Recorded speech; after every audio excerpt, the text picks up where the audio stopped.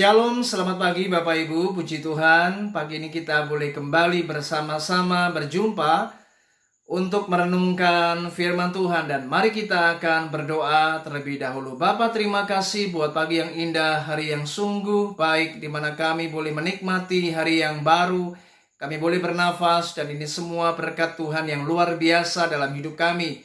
Dan pagi ini Tuhan, kami sebentar hendak merenungkan firman-Mu. Berbicaralah Tuhan kepada setiap kami. Berikan kami hati yang siap untuk dibaca. Dan kami siap untuk dibaharui oleh firman-Mu.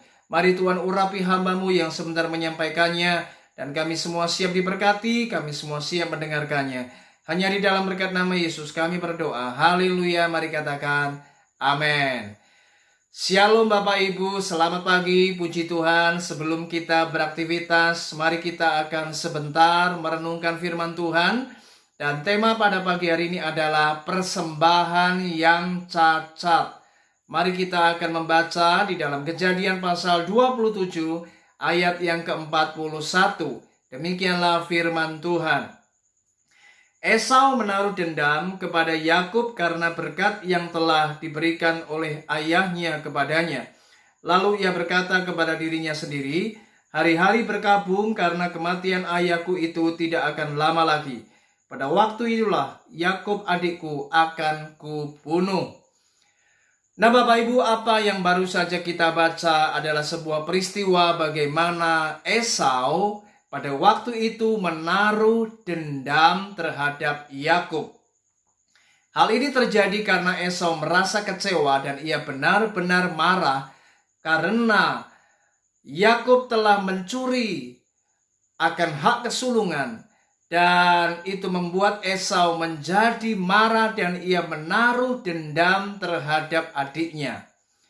Dan kalau kita mencoba merenungkan peristiwa ini, ketika seseorang menaruh dendam, Bapak Ibu, ketika seseorang menaruh rasa kebencian yang mendalam, bukankah orang-orang demikian tidak pernah mengalami apa yang namanya damai sejahtera? Karena apa? Karena hatinya dikuasai dengan amarah, hatinya dikuasai dengan dendam, hatinya dikuasai dengan kebencian. Dan jika ini tidak diselesaikan, maka orang-orang demikian akan memiliki sebuah kehidupan di mana setiap hari ia akan tinggal dalam api kedendaman. Ia akan tinggal dengan amarah yang akan menyulut orang-orang seperti ini untuk melakukan sesuatu. Bahkan bisa melakukan pembalasan. Jika ia tidak menyadarinya, maka orang-orang demikian bisa melakukan apa yang jahat di mata Allah. Saudara, bukankah berapa banyak ada orang-orang Kristen yang masih demikian? Kelihatannya masuk gereja, kelihatannya beribadah, tetapi hatinya masih tinggal dalam luka. Hatinya masih ada di dalam kebencian. Hatinya dipenuhi dengan amarah dan api kedendaman kepada seseorang. Saudara, mari hari ini belajar dari kisah Esau. Bagaimana Esau menaruh dendam kepada Yakub. Hari-hari yang ia lalui, ia benar-benar selalu memikirkan bagaimana caranya untuk membunuh Yakub adiknya. Saudara, sadarilah hari ini, ketika hatimu dikuasai kebencian, ketika hatimu dikuasai amarah dan dendam, maka kita akan diwarnai dengan perkara-perkara yang akan membuat kita tidak akan pernah damai sejahtera. Itu sebabnya Yesus berpesan kepada kita. Kalau kita melihat di dalam Matius pasal yang ke-5 ayat 23, perhatikan baik-baik firman Tuhan, di mana Yesus pernah berkata demikian, Bapak Ibu. Sebab itu jika engkau mempersembahkan persembahanmu di atas mezbah, dan engkau teringat akan sesuatu yang ada dalam hati saudaramu terhadap engkau, tinggalkanlah persembahanmu di depan mezbah itu, dan pergilah berdamai dahulu dengan saudaramu, lalu kembali untuk mempersembahkan persembahanmu itu.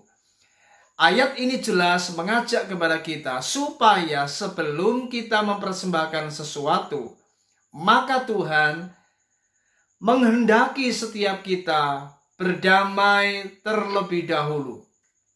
Artinya mari kita membereskan hati. Artinya mari kita membereskan setiap luka yang ada di dalam hidup kita terhadap seseorang.